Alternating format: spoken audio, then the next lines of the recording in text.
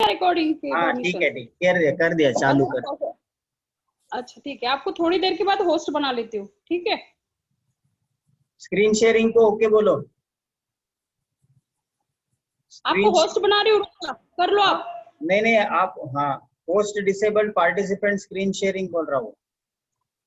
रुको ना, अलाउ कर दो आप अभी, ठीक है। हाँ हाँ किया।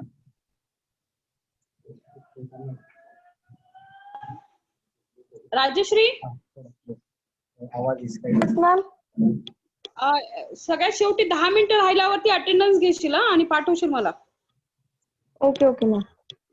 आणि करा रे, व्हिडिओ ऑन करा, थोडेसे दिसू द्या तुमचे चेहरे सगळ्यांना. सर आपका वीडियो ऑफ कर दो, ऑटोमेटिक किसी को नहीं दिखेगा फिर. हाँ मैं भी ऐसे बड़बड़ करता बैठूंगा। हाँ बस, आप भी नहीं दिखोगे तो उनको भी अच्छा लगेगा.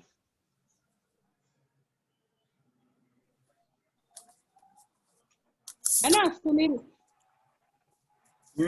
अरे वाडेकर चालू कर। हाँ काजी वीडियो चालू कर तेरा, मेरे को 2-3 लोग ही दिख रहे हैं।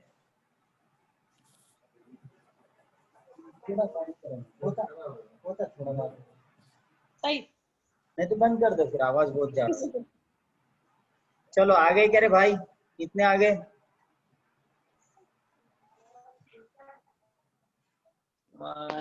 17 आ गए।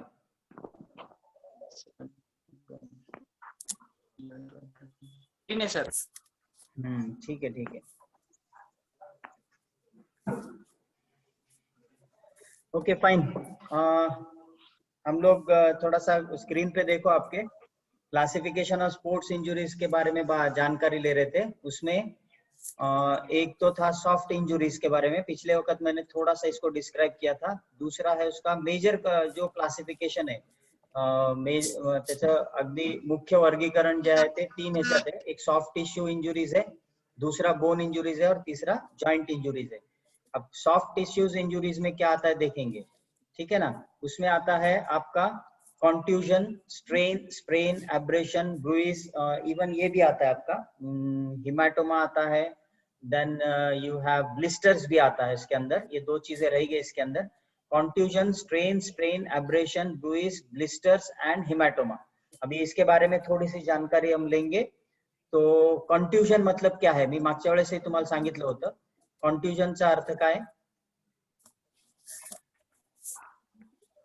एखादा मुक्कामार लागणे म्हणजे काय कि दो बोन्स के बीच में आपके मसल्स या सॉफ्ट टिश्यूज का डैमेज होना। मतलब क्या होता है कि बोन्स है, जैसे समझो ये मेरा ह्यूमरस है, हाथों का बोन है, इसके ऊपर मसल्स है, लेकिन बाहर से समझो कुछ हिट करता है, जैसे एक पंच हिट करता है या फिर कोई ब्लंट सरफेस हिट करता है।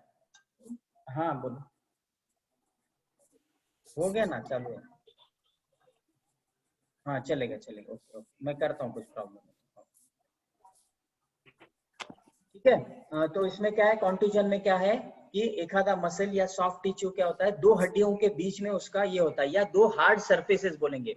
एक अंदर का हार्ड सरफेस क्या है हमारे अंदर, तो बोन है, और दूसरा बाहर का हार्ड सरफेस क्या हो सकता है, कुछ भी हो सकता है। जैसे एखादा हार्ड बैट लग गया किसी को, या बॉल लग गया जो लेदर बॉल वगैरह रहता है, या फिर इसका बॉल रहता है ना अपना, क्या बोलेंगे उसको, हॉकी का बॉल रहता है वो भी हार्ड रहता है, गोल्फ का बॉल रहता है वो भी हार्ड रहता है।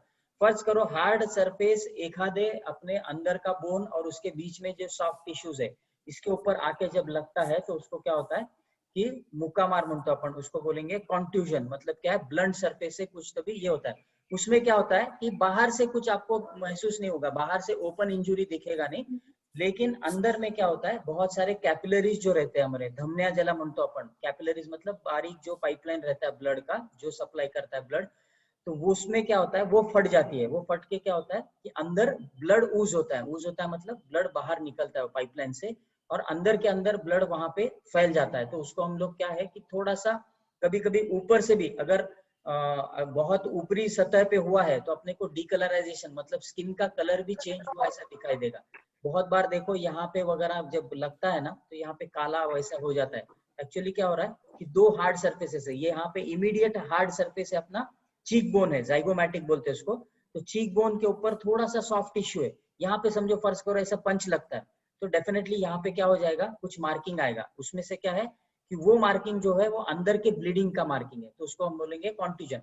उसके देखो यहाँ पे कॉमन ये दिया है, common in boxing, wrestling, kabaddi, जहाँ पे कॉम्बॅट टाइप में है, द्वंद्व ज्याला म्हणतो की नाही, जेव्हा दोघं एक दुसऱ्याच्या अपोजिट मध्ये काही फाइट करत असतात वगैरे, तर त्यावेळेस हे होण्याची शक्यता है जास्ती जास्त। अब इसमें क्या होता है कि स्टिफनेस और स्वेलिंग भी कभी कभार अपने को दिखाई देगा। तो इसमें क्या करना है अपने को, पहली बात क्या करना है कि समझो अंदर ब्लड ऊज हो रहा है, ब्लड ब्लीडिंग हो रहा है, तो उसके लिए हमको कोल्ड एप्लीकेशन करना है, कोल्ड पैक्स का एप्लीकेशन करना है, या समझो आइस पैक का एप्लीकेशन। बहुत बार ऐसे देखा गया है कि आइस से भी बर्न होता है, कोल्ड बर्न्स बोलते हैं हम लोग उसको। उससे क्या होता है कि स्किन का ऊपरी जो सतह है उसके सेल्स डेड हो जाते हैं, क्योंकि बहुत ज्यादा ठंडक हो गया तो सेल का एक टेम्परेचर रहता है। हमारे बॉडी का टेम्परेचर कैसा है, 37 डिग्री सेंटीग्रेड रहता है, 98.6 डिग्री फ़ारेनहाइट रहता है। तो इसमें क्या है कि फर्ज करो आपको अगर बहुत ठंड चीज से एक्सपोज किया जाए, आपके स्किन के ऊपर बहुत ज्यादा देर ठंड चीज रख दिया, तो वहां पे क्या हो जाएगा, नमनेस आता है। नमनेस मतलब क्या है कि वहां पे सेंसेशन ड्रॉप हो जाता है आपका। वो इस वजह से होता है कि वहां के सेल्स मरने चालू हो जाते हैं।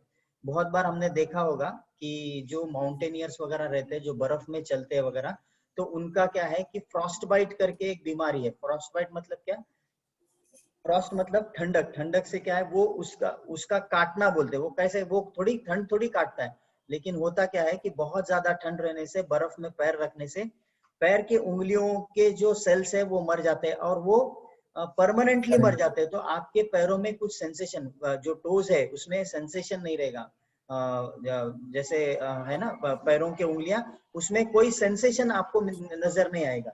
तो वो सेंसेशन अगर नहीं है तो वो किस वजह से हो रहा है कि डेड सेल्स होने की वजह से हो रहा है। जैसे बहुत बार ना हम लोग हाथ के ऊपर देखो, ये चमड़ी रहता है ना, यहाँ पे अगर पिन से प्रिक भी करेंगे या निडल से प्रिक करेंगे, मतलब चुभाएंगे, तब भी यह ज्यादा महसूस नहीं होगा। वही उल्टे हाथ पे करके देखो तो बहुत ज्यादा महसूस होगा।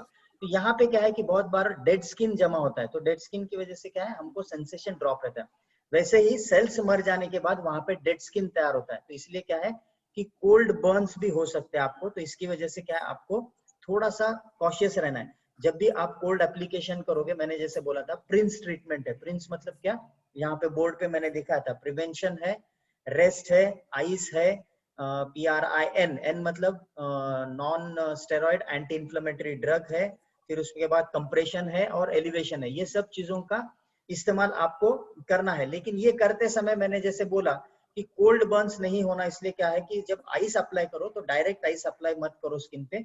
बीच में एखादा कोई अपना ये रहता है ना, टर्किश नैपकिन वगैरह रहता है, उसको रखो और उसके ऊपर से आइस एप्लीकेशन करो। या फिर क्या करो, क्रेप बैंडेज ठंडे पानी में डुबा के उसको रैप करने की कोशिश करो। तो ऐसे हम लोग क्या कर सकते हैं कि ठंडा अपने को उसमें ठंडे से हम लोग उसके ऊपर ट्रीटमेंट कर सकते हैं। That is rest, ice, compression and elevation, that is more important. और उसके बाद अगर बहुत ज्यादा पेन है तो आप एक non steroidal anti inflammatory drug दे सकते हो, मतलब एक आधी गोली। जैसे हम लोग बहुत बार यूज करते हैं ना ब्रूफेन वगैरह, आइबुप्रोफेन रहता है, वो आपको पेन किलर के जैसे काम करता है, तो वो आपको हेल्प करेगा। ओके, इसको बोलेंगे कॉन्ट्यूजन। नेक्स्ट है आपको स्ट्रेन। स्ट्रेन मतलब काय, ताण। ताण म्हणतो की नाही आपण, ताण। तर ताण कशावर पडतो, ताण बेसिकली मसल्स वर पडतो। कारण मसल्स क्या है, मसल्स मतलब आपके बाइंडिंग सब्सटेंसेस है जो दो बोन्स को एक दूसरे के पास में एक जॉइंट के तहत लेके आते हैं। तो ये क्या है, दोरखंड के जैसा काम करेंगे। मतलब स्ट्रेन आएगा तो किसके ऊपर आएगा, तो इनके ऊपर आएगा। ताण कशावर बसेल, तर मसल वर बसेल, मसल फायबर्स वर बसेल। आणि एखादा मसल कॉम्पोजिशन असतं त्याच्यामध्ये बऱ्याचदा काय होतं की ताण बसल्यामुळे ते मसल फायबर्स आंशिक तुटतात किंवा पूर्णतः तुटतात, ज्याला आपण पार्शियल टियर म्हणतो किंवा कंप्लीट टियर म्हणतो। तो ये सब चीजें क्या है कि आपको देखने को मिलेंगे स्ट्रेन में। अब ये बहुत बार स्ट्रेन ना आप अगर देखेंगे तो स्प्रिंटर्स में हैमस्ट्रिंग में स्ट्रेन आता है बहुत बार, यहाँ पे हैमस्ट्रिंग पकड़ के बैठ जाता है। अब वो इतना बहुत ज्यादा पेनफुल रहता है वो, आई बात समझ में। तो ये क्या है कि आपको इसमें मसल रप्चर होता है, म्हणजे स्नायू जे असतात, स्नायूंचे तंतू पूर्णतः किंवा अंशतः तुटत असतात त्याच्यामुळे, आणि त्याच्यामुळे काय होतं, पेनफुल कंडीशंस आते हैं आपको। तो ये क्या है कि आपके प्रैक्टिस के दरमियान या फिर आपके कंपटीशन के दरमियान हो सकता है ये किस वजह से होता है कि आपका कंडीशनिंग लेवल या आपका मसल टोन अच्छा नहीं है और आप कुछ ऐसे स्किल्स करने जा रहे हो जिसके अंदर मसल टोन का या कंडीशनिंग का या स्ट्रेंथ का बहुत ज्यादा इंपॉर्टेंस है। वहां पे अगर आप कुछ करने जाओगे, समझो फर्ज करो मेरे जंप का दायरा 5 फुट है और मैं अगर 10 फुट की अगर मैं सोच रहा हूँ कूदने की, तो वो क्या हो जाएगा, मेरे लिए डबल स्ट्रेन हो जाएगा। तब अगर मैं कोशिश करता हूँ तो मेरे मसल उसके लिए सक्षम नहीं है, मेरे मसल्स क्या है उसके लिए इनएफिशिएंट है। तो वो क्या करेंगे, अपना काम जितना हो सकता है 100% तक करेंगे। उसके बाद अगर आप ज्यादा खींचोगे उसको तो उसमें क्या होता है कि पार्शियल टीयर होता है या कंप्लीट टीयर होता है। तो ये चीजें क्या है और ये बहुत ज्यादा पेनफुल रहता है। तो इसके लिए भी आपको कौन सा ट्रीटमेंट करना है, आपको प्रिंस ट्रीटमेंट करना है। प्रिंस को क्या बोलेंगे, एक बार कोई दोहराओ, प्रिंस को क्या बोलेंगे?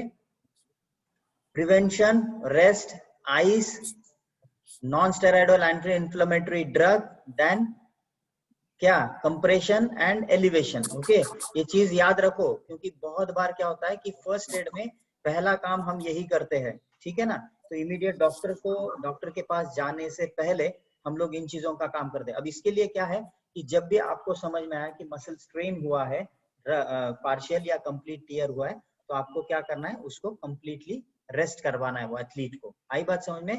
Now the third is your sprain. Sprain मतलब क्या, त्याला आपण मुरगळ म्हणू किंवा मोच बोलेंगे, हिंदी में मोच बोलेंगे, मराठीत मुरगळणे असं म्हणतो आपण। तो बऱ्याचदा काय होतं की ह्याच्यामध्ये एक एग्जांपल दिखाया, देखो बहुत मोटे मोटे तौर पे ना एंकल स्प्रेन सभी को होता है। तो ये एंकल ये सभी ने देखा है। तो इसमें क्या है कि एंकल और रिस्ट में क्या है, बहुत सारे बोन्स का कॉम्बिनेशन रहता है, जैसे 8 और 7 बोन्स का कॉम्बिनेशन है। वहां पे छोटे छोटे लिगामेंट्स रहते हैं। समझो ओवर स्ट्रेन हो गया लिगामेंट्स पे, तो लिगामेंट्स पार्शियली या कंप्लीटली टीयर होते हैं। तो लिगामेंट कैसा है कि थोड़ा उसमें स्ट्रेचेबिलिटी रहता है, बहुत ज्यादा स्ट्रेचेबिलिटी नहीं रहता। तो उसकी वजह से क्या है कि बहुत बार अगर स्ट्रेचेबिलिटी कम है, तो एखादी चीज में स्ट्रेचेबिलिटी कम है, तो आप अगर उसको स्ट्रेच करने जाओगे तो वो प्लास्टिक की तरह टूट जाएगा। जैसे हम लोग बोलते हैं ना ब्रिटल रहता है। ब्रिटल म्हणजे ठिसूळ असतं, जसं बिस्किटाला तुम्ही जर वाकवायला गेले तर बिस्किट तुटून जाईल, है की नाही, वाकणार नाही। तर त्याच्याच पद्धतीने ह्याच्यामध्ये फ्लेक्सिबिलिटी खूप कमी असते आणि म्हणून क्या होता है कि ओवर स्ट्रेनिंग हो गया या ओवर स्ट्रेचिंग हो गया तो ये टूट जाते हैं। ये जब टूटते हैं तो स्वेलिंग आता है, अंदर पेन रहता है, नाजुकी आ जाती है आपको, और आप वो पार्ट से कुछ काम करने के लिए असक्षम हो जाते हो, मतलब आप उस पार्ट से कुछ काम करने लायक नहीं रहते कुछ दिनों के लिए। तो आपको इसको क्या करना है, फिर से इसको पूरा प्रिंस ट्रीटमेंट देना है। पहले तो इसको आपको रोके रखना पड़ेगा। अगर जब भी आप प्रैक्टिस चलोगे तो आपको क्या करना है, प्रैक्टिस करने के पहले आपको इसको देखना पड़ेगा कि अच्छे से बांधा हुआ है, इसको रैपिंग हुआ है, टेपिंग हुआ है प्रॉपरली, तभी जाके आप इसके साथ काम कर सकते हो। तो अगर हुआ है तो थोड़े दिन के लिए इसको रेस्ट देना बहुत जरूरी है, क्योंकि अगर लिगामेंट पूरा टूटा है तो फिर से जमने में उसको काफी समय लगता है। और अगर जम भी गया तब उसके अंदर उतनी स्ट्रेंथ नहीं रहती जितनी पहले लिगामेंट में हुआ करती थी। तो उसके लिए क्या है कि आपको धीरे धीरे धीरे इसको रिहैबिलिटेट करना है, इसका पुनर्वसन करना है और धीरे से फिर से प्रैक्टिस में ले आना है। तो इसके लिए भी आपको क्या करना पड़ेगा, स्प्रेन और स्ट्रेन में थोड़ा सा ध्यान देना। बहुत बार कंफ्यूजन कर जाते हैं, उल्टा कर देते हैं आप लोग। स्ट्रेन मतलब मसल में होता है, स्प्रेन मतलब लिगामेंट्स में होता है। बहुत बार ये उल्टा हो जाता है, लिगामेंट्स में स्ट्रेन आता है और मसल में आपके मसल में स्प्रेन आ जाता है। तो ये गलत बात है। स्प्रेन मतलब मोच आना और स्ट्रेन मतलब तनाव आना, तो दोनों चीजें अलग अलग है। तो इसको थोड़ा सा ध्यान देना। और ये दोनों चीजों में भी स्वेलिंग आने की संभावना बहुत ज्यादा होती है, ठीक है। नेक्स्ट है एब्रेशन। एब्रेशन म्हणजे खरचटणे। मतलब क्या है कि सतह का, ऊपरी सतह का क्या हो जाता है, आपके चमड़ी निकल जाती है। किस वजह से निकल जाती है, तो घर्षण की वजह से निकल जाती है। जो हार्ड सरफेस, कभी कभार देखा होगा आपने, गाड़ी अगर चला रहे होंगे तो बहुत बार गाड़ी पे से गिरे होंगे लोग, और जब गाड़ी पे से गिरते हैं तो गाड़ी सटक के गिरते हैं, तो रोड और अपने हड्डी के बीच में थोड़ा सा खिंचाव हो जाता है, तनाव हो जाता है, और क्या होता है, फ्रिक्शन होता है। फ्रिक्शन मतलब घर्षण होता है। तो उसमें उस वजह से क्या है कि आपके चमड़े की ऊपरी सतह पूरी तहस नहस हो जाती है, खराब हो जाती है, मतलब छिल जाती है। तो उसको क्या बोलेंगे हम लोग, एब्रेशन बोलेंगे। इसके लिए अपने को क्या करना है कि सुपरफिशियल अगर लेयर्स जाएंगे तो एंटीसेप्टिक क्रीम से उसको धोना है, धुलवाना है, साफ करना है। उसके लिए हम लोग आयोडीन का इस्तेमाल करते हैं, हाइड्रोजन पेरोक्साइड का, डेटॉल का वगैरह इस्तेमाल करते हैं, जिससे स्पिरिट का इस्तेमाल करते हैं, जिससे अपन वुंड को क्लीन करते हैं, और कोई एंटीसेप्टिक क्रीम का इस्तेमाल करेंगे उसके ऊपर। और एब्रेशन के लिए बहुत समय नहीं लगेगा, कुछ ही दिनों में आप ये इसको रिकवर करेंगे। क्यों? तो ये बहुत सुपरफिशियल ऊपरी सतह के स्किन के लेयर्स गए हुए रहते हैं, वो धीरे धीरे आपको रिकवर करने में मदद करते हैं। नेक्स्ट है ब्रूइस। ब्रूइसेस मतलब क्या है कि आपको कभी मार लग गया तो खून बाहर नहीं दिखेगा, लेकिन स्किन के इमीडिएट नीचे जो रहता है ना, उससे भी ये भी कैसा है कि मुक्का मार के जैसे ही है, लेकिन इससे क्या दिखता है कि आपको स्किन का डीकलराइजेशन, मतलब स्किन का कलर चेंज हुआ। सो कभी कैसे ब्लूइश दिखेगा, कभी पर्पल दिखेगा, कभी ब्लैकिश दिखेगा, कभी रेडिश दिखेगा, या डार्क ब्राउन में ऐसे कलर दिखेंगे। जैसे हमारा स्किन का कलर है, उससे कहीं ज्यादा डार्क शेड्स में आपको कलर दिखाई देंगे। तो वो इंटेंसिटी के ऊपर है, जितना ज्यादा जख्म हुआ है उसके ऊपर से आपको ये डीकलराइजेशन, मतलब स्किन का कलर चेंज हुआ सो दिखेगा। ये किस वजह से होता है? उसी तरह से जैसे ब्लंट सरफेसेस का हिट हो गया, कांटेक्ट हो गया आपके साथ, तो ये आपके क्या है कि इमीडिएट स्किन के नीचे के जो लेयर्स है, स्किन के नीचे के नीचे जो ब्लड वेसल्स है, वो फट जाती है, और उसमें से खून का बहाव बाहरी तरफ होता है, लेकिन पूरा बाहर नहीं आता स्किन के बाहर। इसकी वजह से आपको समझ में नहीं आता, और अंदर में ये स्किन का कलर चेंज कर देता है। तो इसको क्या बोलेंगे? ब्रूइसेस बोलेंगे। इसमें और दो चीजें मैंने जैसे बताई कि ब्लिस्टर्स। ब्लिस्टर्स मतलब क्या? देखो, नया जूता डालते हैं तो बोलते हैं जूता काटता है। जूता काटता नहीं, जूते को कहाँ दांत है काटने के लिए? It is what is actually happening is, मतलब आप जूता नया जब डालते हैं तब कभी कभार आपके पैर में और जूतों में एक जगह ऐसी होती है कि जहाँ पे फ्रिक्शन होता है, घर्षण होता है। जैसे आप चल रहे हो तो कंटिन्यूअस फ्रिक्शन होता है। ये फ्रिक्शन की वजह से क्या होता है कि वहां पे वो स्किन के नीचे इमीडिएटली कुछ सीरम जमा होता है। सीरम मतलब पानी जमा होता है, उसको सीरम बोलेंगे। पानी नहीं रहता, वो पीने का नहीं है वो पानी। तो वो क्या है कि फोड़ा आ जाता है आपको, और पानी का फोड़ा आता है, तो आपको ये नजर आएगा। तो ये कैसे होता है कि बहुत बार ऐसे घर्षण से होता है, ये रबिंग से। और मैं बोलता हूँ कि 100 में से 99% लोगों को ये एक ना एक बार, जब नया जूता या नया चप्पल पहनने के बाद, सभी को हुआ है। ये तो मैं मतलब लिख के दे सकता हूँ, ये सभी को हुआ है। तो ये पानी का जो ब्लिस्टर है, मतलब फोड़ा है, उसको क्या करना है आपको? स्टेराइल नीडल से वगैरह पंक्चर कर देना है, बाकी कुछ नहीं करना। अंदर से धीरे धीरे नया स्किन अपना अपना डेवलप हो जाएगा, तो ऊपर का स्किन नीचे निकल।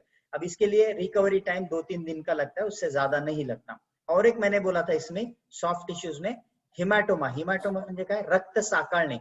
तो मैंने तभी भी बताया था आपको बहुत बार कि जितने भी लोग हैं उन्होंने एक ना एक बार यकीनन इसको महसूस किया है, या इसका क्या बोलेंगे, अनुभव लिया है कि अपना हाथ अपने कोंडी के अंदर, मतलब जो ये रहता है ना दरवाजे का, तो उसके अंदर गया है, और वहां पे आपका देखो छोटा सा ऐसे मोल की तरह ब्लड क्लॉट हुआ सो दिखाई देगा। तो उसको क्या बोलेंगे? हिमाटोमा। हिमाटोमा मतलब क्लॉटिंग ऑफ ब्लड।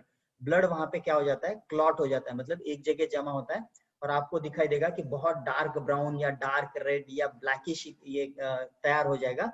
उसके नीचे कुछ नहीं रहता है, ब्लॉटेड ब्लड का स्ट्रेन रहता है। तो वो बहुत बार सभी को होता है। तो ये भी थोड़ा सा पेनफुल रहता है 2-4 दिन के लिए, बाद में ये ठीक हो जाता है।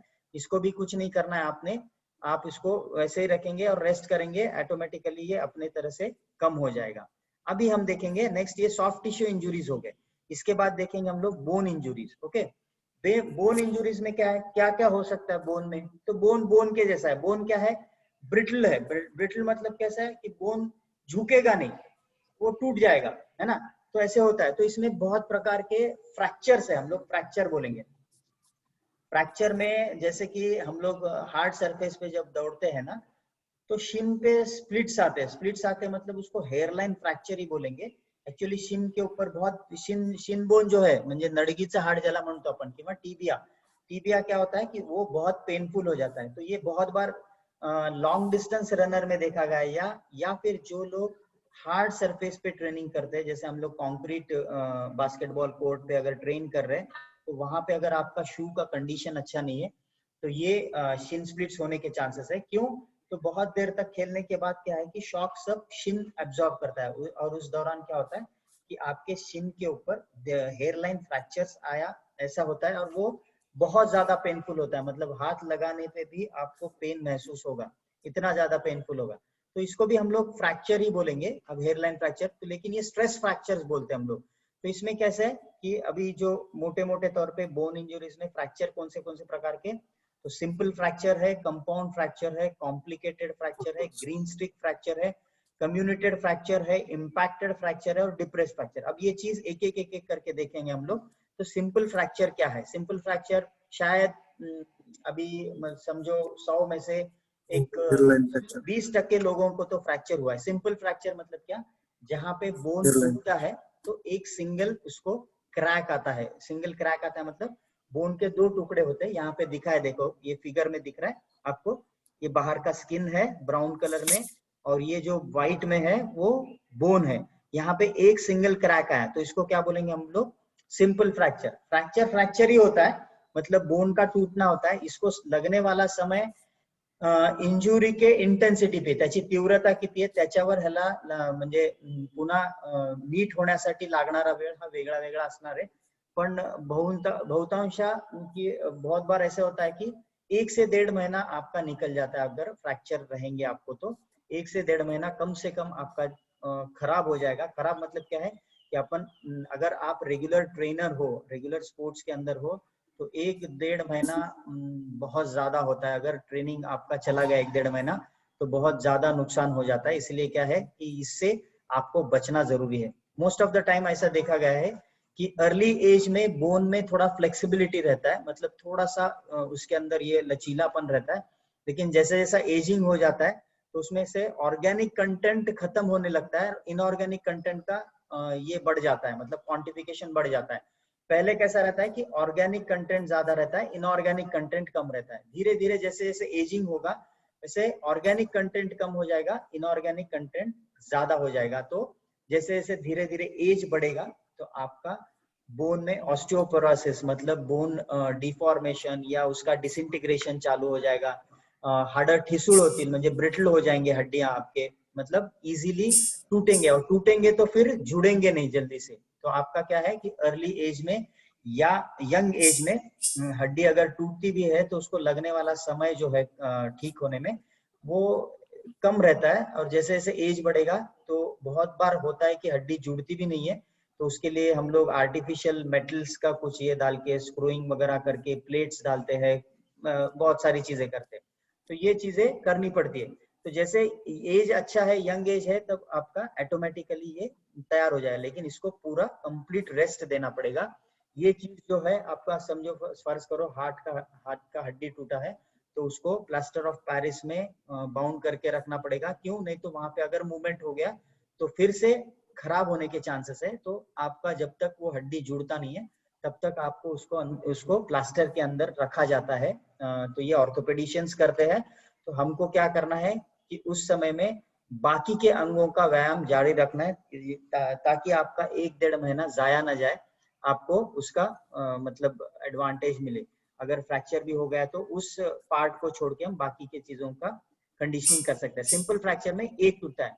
अब यहाँ पे दिखा है नीचे दूसरा कंपाउंड फ्रैक्चर। कंपाउंड फ्रैक्चर में होता क्या है कि आपका हड्डी टूट के स्किन को फाड़ के बाहर आता है। Along with fracture skin and muscles are also damage.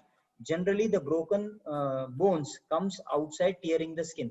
देखो यहाँ पे लिखा है, स्क्रीनशॉट लेके रख लेना इसको, तो ये आपको समझ में आएगा। कंपाउंड फ्रैक्चर में क्या होता है कि बोन तो टूटता है एक ही जगह, लेकिन बोन क्या कर रहा है, मसल को भी टियर कर रहा है, फाड़ रहा है मसल को, और स्किन को भी फाड़ के बाहर आ रहा है। ऐसे बहुत बार कहाँ देखा जाता है, तो मोस्ट ऑफ द टाइम ये जो रोड एक्सीडेंट्स होते हैं ना वहां पे ये चीजें देखी जाती है, या फिर जो रेसिंग के इवेंट्स है उसमें काफी देखा जाता है। जहाँ पे स्पीड इवेंट ज्यादा है तो यहाँ पे ऐसे मेजर इंजुरीज को देखा जा सकता है।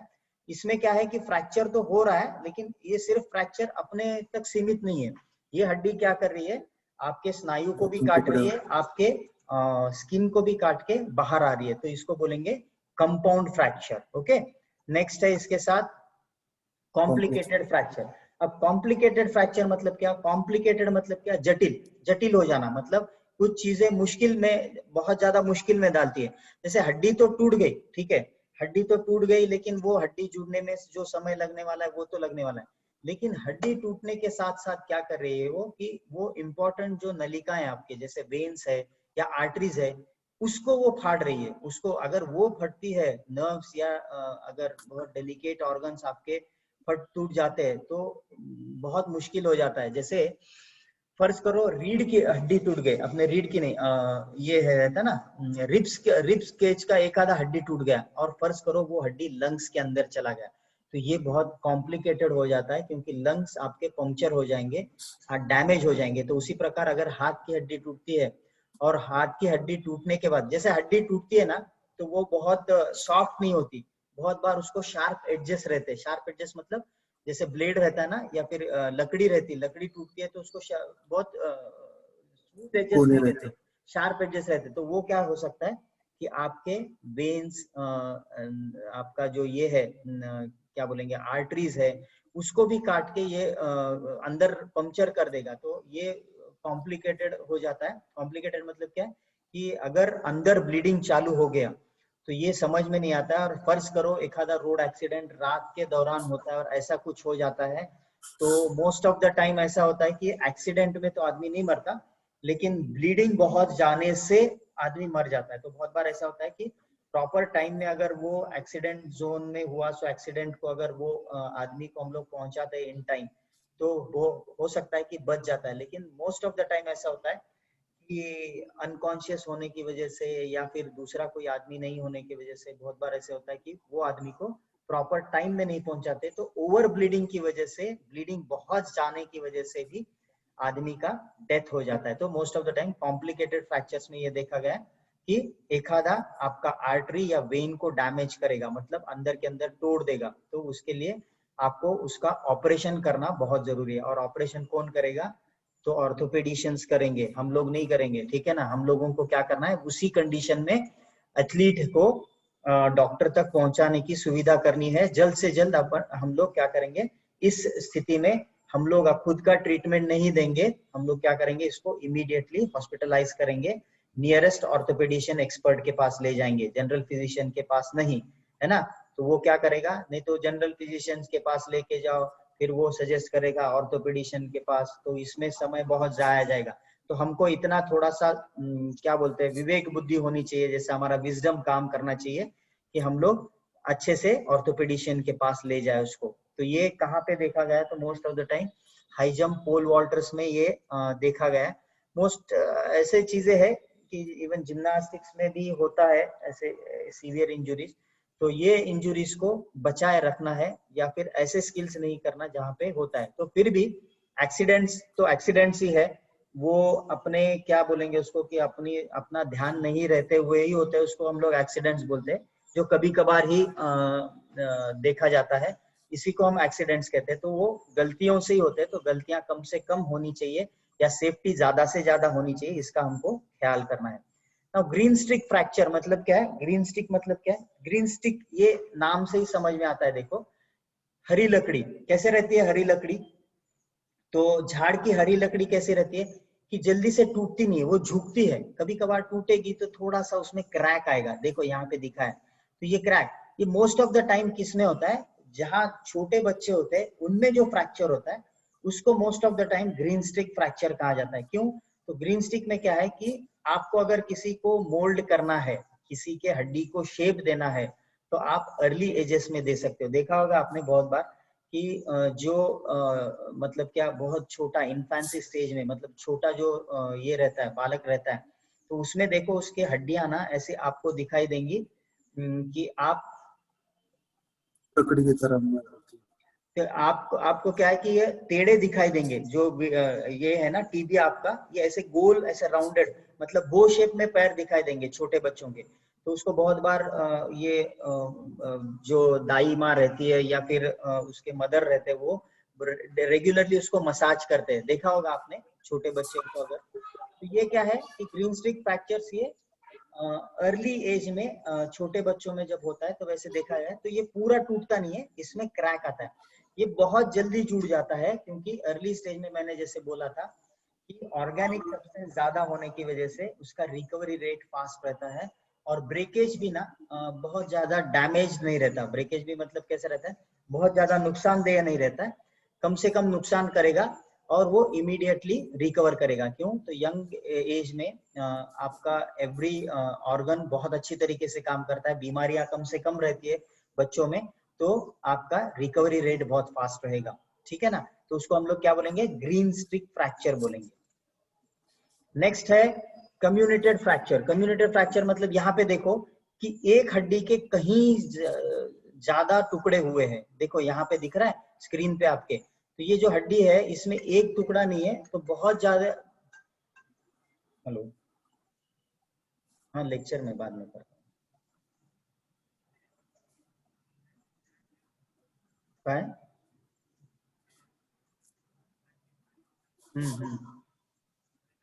सिद्धि के सरांना फोन कर, माझं लेक्चर चालू आहे। बच्चों को ना मतलब ये हो गया।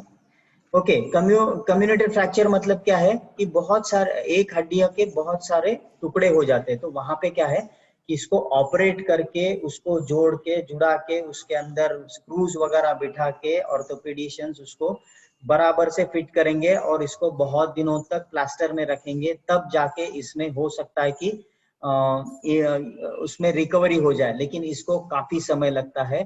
तो इसमें क्या है कि हड्डियों का चूरा हो जाता है। ये मोस्ट ऑफ द टाइम देखो यहाँ पे लिखा है मोटरसाइकिल रेसेस में या फिर रोड एक्सीडेंट्स में वगैरह देखे। जब हम लोग स्पोर्ट्स की बात करते हैं तो रेसिंग जो इवेंट्स है इसके अंदर ये होने की बहुत ज्यादा संभावना होती है, क्योंकि एक्सीडेंट जो होते हैं वो 240-250 किलोमीटर पर आवर ये रफ्तार से एक्सीडेंट होता है। तो इसमें मोमेंटम बहुत ज्यादा होता है और जब कोई किसी चीज से टकराता है तो डेफिनेटली बहुत ज्यादा नुकसान कर जाता है। तो इस नुकसान के दौरान क्या होता है कि हड्डियों का चूरा भी हो जाता है। तो इसमें आपको समय बहुत ज्यादा लगेगा। एक्सीडेंट्स में वगैरह अगर ये होता है आपके मोटरसाइकिल रेस में वगैरह, तो इसको समय लगने वाला बहुत ज्यादा है, लेकिन ये बहुत कॉम्प्लिकेटेड है। इसको फिट जब करते हैं तो बहुत सारे पुर्जों से फिट किया जाता है।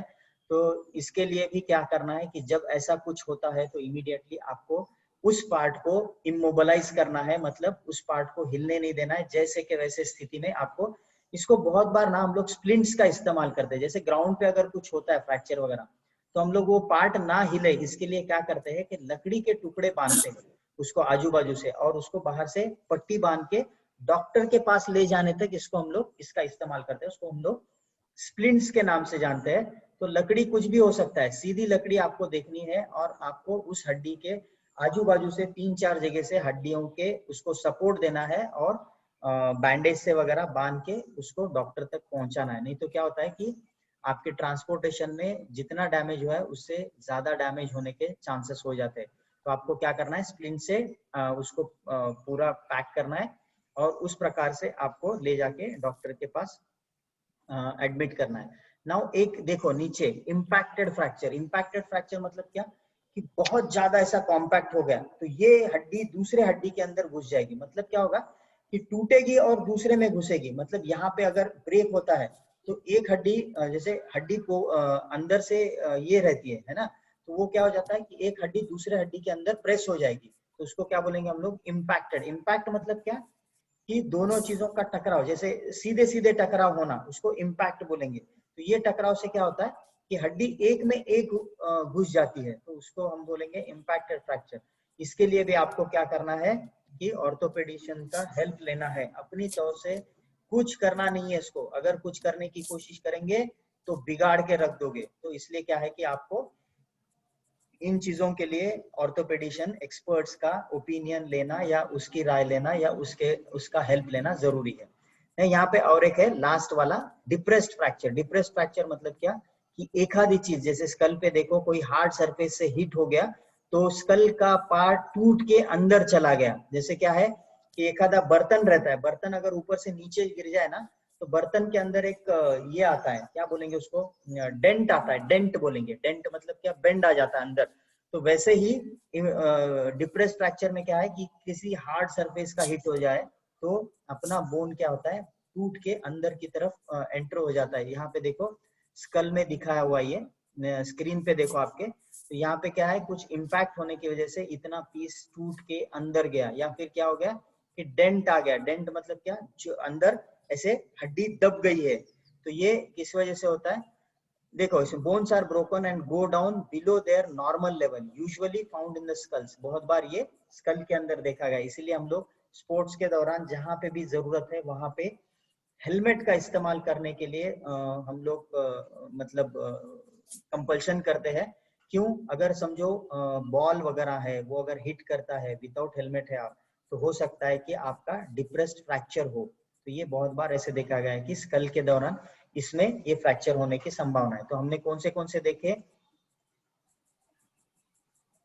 फ्रैक्चर्स में? Simple fracture, compound fracture, complicated fracture, greenstick fracture, comminuted fracture, impacted fracture और डिप्रेस्ड फ्रैक्चर। तो ये सब चीजें आपको याद रखनी है, कौन से प्रकार के आपके फ्रैक्चर्स होते हैं, बोन्स के अंदर इंजुरीज होते हैं। नेक्स्ट अपने पास है जॉइंट इंजुरीज। अब हम लोग नेक्स्ट क्लास में देखेंगे जॉइंट इंजुरीज, क्योंकि हमारे पास सिर्फ 2 मिनट बाकी है, 3 मिनट बाकी है। तो अभी किसको कुछ डाउट है तो इसमें पूछो, any doubts regarding this one? जैसे हमने बोला soft tissue injuries, soft tissue injuries में एक बार रिवीजन करो, कॉन्ट्यूजन, एब्रेशन, ब्रूइज और क्या? स्ट्रेन, स्प्रेन, हिमाटोमा और क्या बोला था? चलो कोई रिपीट करो, इसको रिपीट करो।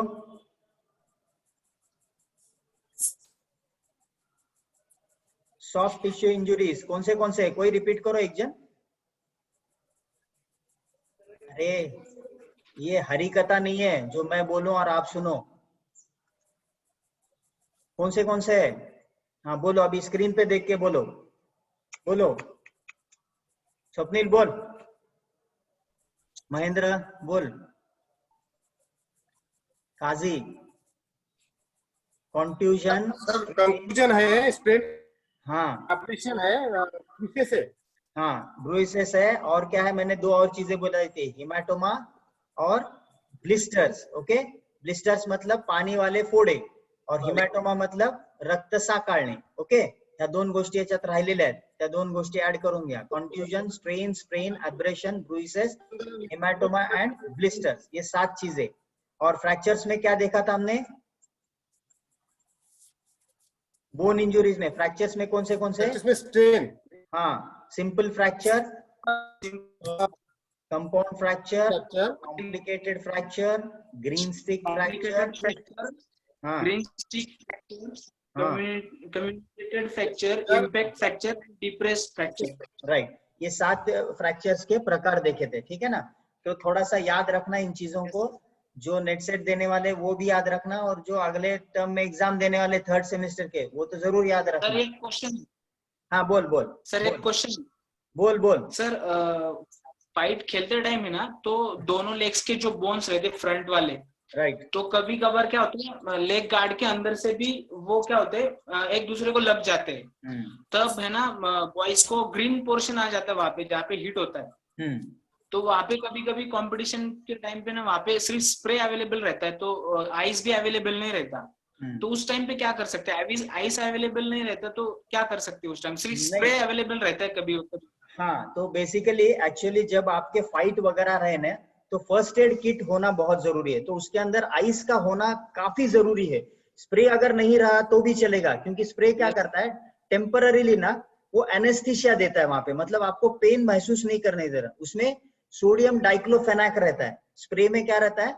सोडियम डाइक्लोफेनाक रहता है, जो स्किन के अंदर एंटर होता है और आपको पेन महसूस नहीं करने देता. लेकिन वो रिकवरी नहीं करता, वो सिर्फ आपके दिमाग को क्या कर रहा है कि पेन महसूस नहीं